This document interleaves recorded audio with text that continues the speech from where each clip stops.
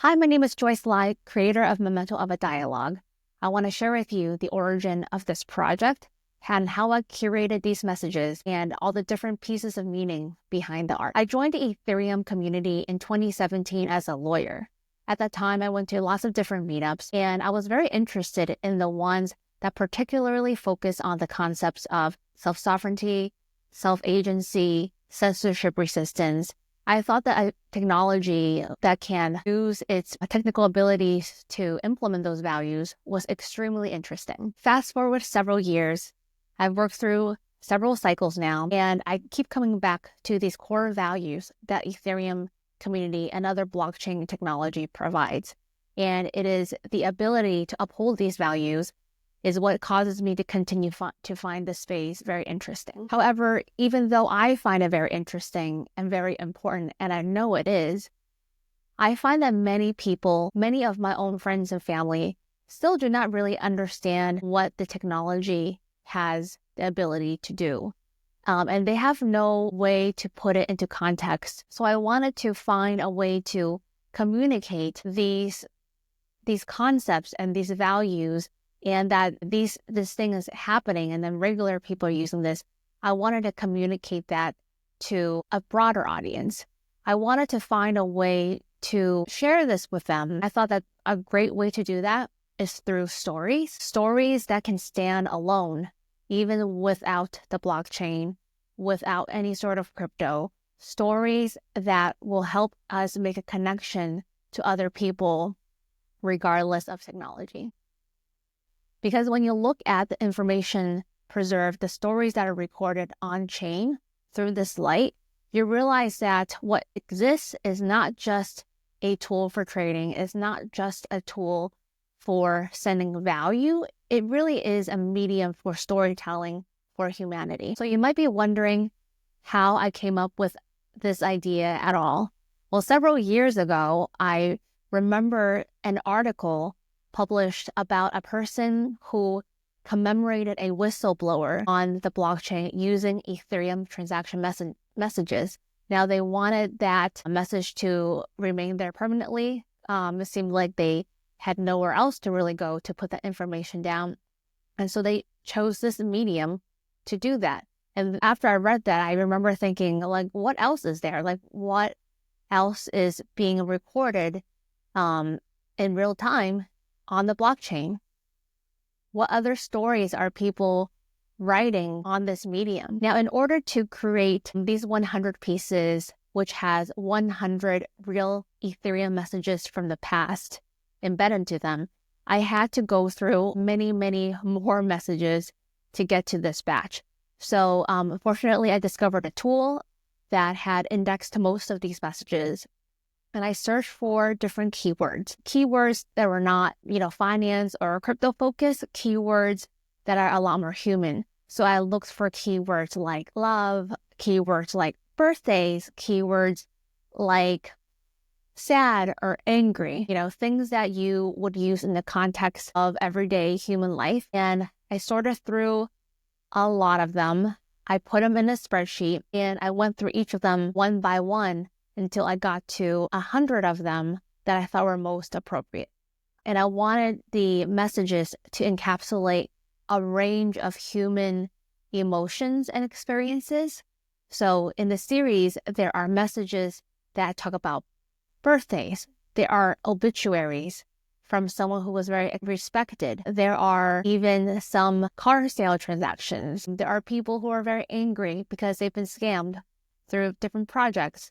The range of things that are happening and that the people have chosen to record on the blockchain very wide and very fascinating. So at some times it was actually pretty difficult to, kick one off the list and keep some other ones. But the kind of guiding principle is that I wanted to make sure there was no profanity. I wanted to make sure that it was very accessible to even a non-crypto audience. And it's something you would not be worried about to show your mom or your kids or anything like that, but yet really captures the spectrum of human experience. So let's talk about some of the visual elements of the art. When I was making this, I envisioned actually like three people in a room, and that's what the triangle, the three-way shape symbolizes. I envision that there was first the original message sender, then me as the artist, and then eventually the person who collects and mints the piece. The original person who recorded the messages, I'm not sure that they thought their message would ever be, seen. And so I kind of envision across time, like if there were three people in a room that all somehow found each other in different moments in time, and they were in a room and had a conversation, what would that be like? I gave you a Polaroid camera to a party or a room, and you were able to take snapshots of that happening. What would that be like? And how do I represent that?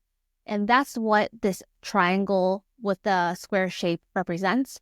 So the square looks a little bit like a Polaroid. So if you think of the image as a gallery wall that represents three people in a room doing things and having a conversation, that's what you would get. The color tone of these pieces are also named in purposefully to give you a suggestion of how you can put these conversations into context. So the background of each piece is very important. The background gradient is actually determined by time. Now, which two times is determined by both the time of the original message, so that's the top, and on the bottom is the time of the mint. So if it's a AM time as calculated by UTC, you would have a light colored palette. If it is a PM time, you would have a dark color. So you'll see in the back here, the one that I have is dark at the top and also dark at the bottom. So that tells you that the message was recorded on the blockchain in PM time UTC, and the minter had minted this also during PM UTC. So take a moment and scroll through the different ones that have been minted, and you'll see that the background color serves as a backdrop to the event that's happening, which is this dialogue as represented by the visuals. So the color palettes are also no accident.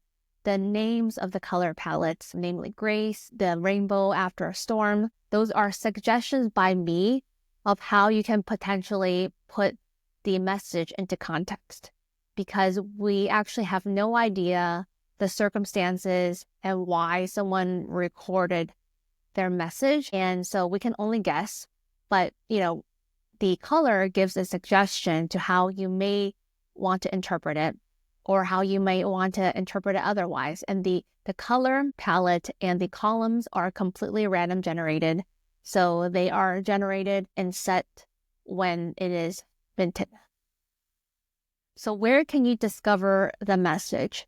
The message is found using the transaction hash that is in the metadata. If you put that message hash into a Walk Explorer like Etherscan, you would be able to pull up that transaction and it will show you the message in that transaction. You can also go to the project website, MintMemento.art, to discover what that message is. As one collector put it, it's a little bit like a fortune cookie in a blockchain, and it's also been really interesting to see which collector has been getting which message, because I do think that each collector, without my doing and without their doing, because these messages have already been pre-selected and you don't know which one you'll get, somehow they still manage to get a message that I think is really fitting for their moment in time. I am so excited to share this project with you.